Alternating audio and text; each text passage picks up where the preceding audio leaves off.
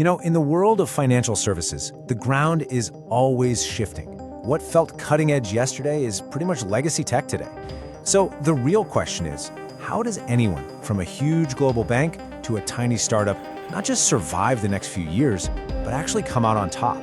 Let's break down the roadmap. Okay, so here's the question we really need to ask ourselves. By 2026, what's going to be the key difference between the institutions that are absolutely crushing it and those that are, well, just treading water? And it's not just about having the flashiest app or the newest algorithm. It goes much, much deeper than that. Well, the answer, it turns out, lies in a really clear strategic roadmap. It's a plan that takes all these key technology trends that are shaping the industry and boils them down into a powerful three-step journey that's going to define the next couple of years. So here's how we're going to break this down into three essential stages. First, we'll talk about building a rock-solid foundation. Then we're going to explore how to scale intelligence across the entire organization. And finally, we'll see how that combination lets you, win the future. And at the end, we'll circle back and ask the most important question of all. Are you ready? The best way to think about this is like building a pyramid. You can't just skip to the top, right? You need a solid base. Each step is absolutely essential and builds directly on the one before it. You get that foundation right, and then you can actually scale intelligence. You scale intelligence the right way, and winning the future, well, that becomes almost inevitable. So let's start at the very beginning with step one, build the foundation. This is the stuff you just can't skip. It's the essential non-negotiable groundwork. Seriously, skipping this part, it's like trying to build a skyscraper on sand. It's just not going to work. And here they are, the four essential pillars of that foundation. Let's dig into them. First up, it's about re-engineering those old, clunky core systems into something modular and flexible. Next, you have to build good data. It's the fuel for everything, and without it, any AI you build is basically just guessing. The third pillar is continuously investing in resilient infrastructure. This isn't a one-and-done kind of thing. And finally, it's about spending smart on tech to get rid of waste and duplication. The big takeaway here is that these are not just IT projects. They are fundamental business imperatives. And look, this is why this stuff is so important. This isn't just about making things more efficient in the background. This kind of deep modernization, it drives better outcomes for your customers and employees. It makes their experience smoother and their work a whole lot more meaningful. So, once that solid foundation is in place, we can move on up to step two, scale intelligence. Okay, this is where things get really exciting. This is where we go from just having the technology to truly using it to transform the entire business. Now, what's so interesting here is the massive shift this represents. Just look at the difference.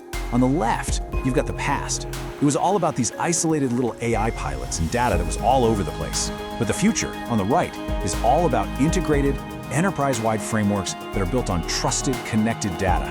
It's a huge move from that innovation-first mindset, where we just throw things at the wall, to a mindset that's all about accountability first, where governance and trust are baked in from the very beginning.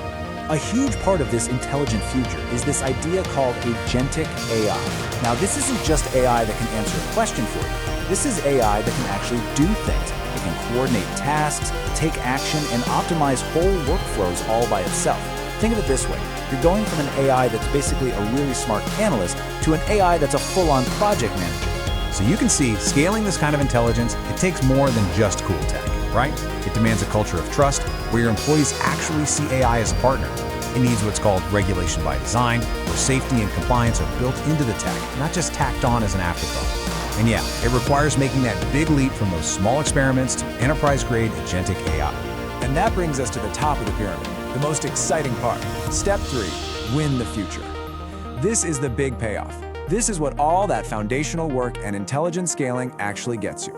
The first huge outcome is creating what are called humanized digital experiences. This means you're blending the best of both worlds. That seamless 24/7 digital convenience we all want, but with real human empathy and support right when it matters most. It's about being a real partner in their financial life, not just some faceless app on their phone. The second outcome is being ready for the rise of digital assets. So what does that mean? Well, we're talking about stuff like tokenization, which is basically turning real-world assets into digital tokens, plus stablecoins and even central bank digital currencies. As these things become more and more common, the entire financial system is shifting to be 24/7, always on. You just have to have the modern infrastructure to operate in this new real-time world, both securely and at scale. And the final payoff is making this huge shift from reactive to proactive resilience. So instead of just waiting for something to break and then scrambling to fix it, the leading firms will be using AI and data to see risks coming, to simulate different scenarios, and to stop disruptions before they can even happen. And what does that build? The one thing you can't buy: real customer trust. Okay, so we've walked through this whole journey, from the foundation all the way to the future. Now the question isn't about the industry anymore. It's about you. It's about your organization. Are you ready? All right, so let's just recap the whole thing real quick. The path forward is pretty clear. It all starts with building that modern foundation. Then on top of that, you scale intelligence with the right culture and the right controls. And that is what lets you win the future. With these humanized experiences, readiness for digital assets, and a whole new level of resilience. You see, this roadmap, it's not some big secret. The technology is already here, and the strategy is laid out. The only thing left is execution. So the real question is, who's going to stop talking and start building? Who's going to be the one to act on this first and really define what's next for finance?